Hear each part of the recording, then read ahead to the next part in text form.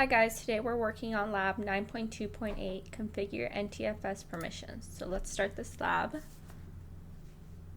The scenario is you are the IT administrator for a small corporate network. There are two groups of users who access the computer in Office 1, which are called day group and night group. Each group has a corresponding folder, D day data and D night data, on the computer respectively. You have been asked to help configure appropriate access to each folder for each group.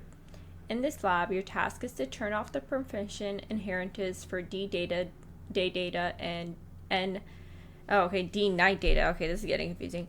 Convert the existing permissions to explicit permissions, remove the users group from each folder's ACL, add the appropriate group, day group or night group, to the folder's ACL, and assign full control over each folder to the appropriate group.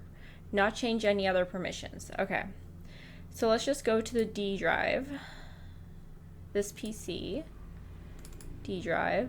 All right, so day data and then night data. So we're gonna start with day data. We're gonna right click, properties, security. So we're gonna start with advanced. We're gonna disable inheritance and then convert the existing permissions to explicit permissions. So we're gonna click that. Then we're going to remove the users group.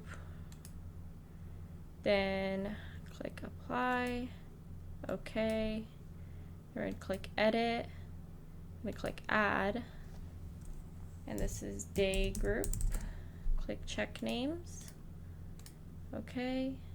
Oh, let's not make sure it has full control. So perfect. Apply. Okay. Okay. Now, same thing for night data.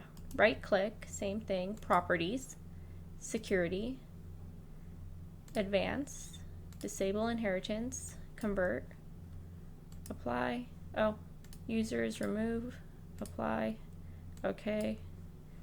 Then edit, then add, and this one's going to be night group. And then give it full permission. Apply, okay.